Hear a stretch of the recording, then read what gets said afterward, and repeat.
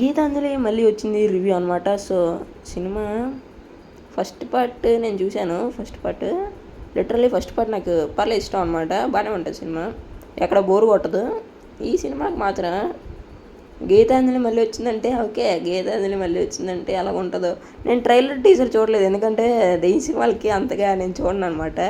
So భయం వేస్తుంది, అందుకనే డైరెక్ట్ సినిమా చూద్దాం అనుకొని ఇంకా ట్రైలర్ టీజర్ చూడకుండా సినిమా చూశాను. చూసిన తర్వాత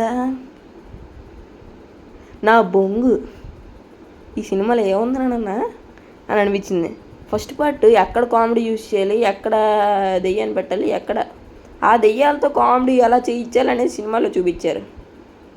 అర్థమైందా?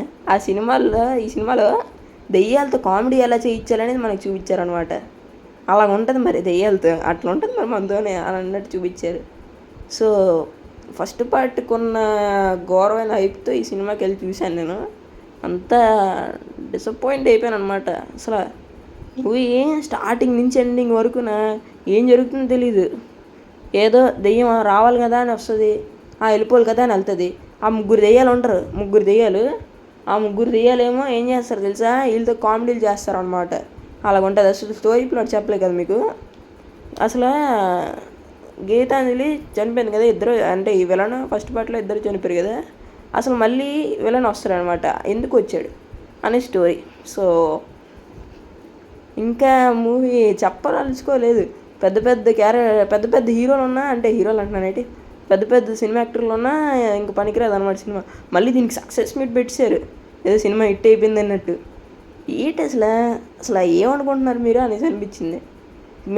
అదే రొటీన్ బంగ్లా, అదే రొటీన్ బ్యాక్గ్రౌండ్ మ్యూజిక్, అదే రొటీన్ బ్యాక్గ్రౌండ్ ఏడుపు.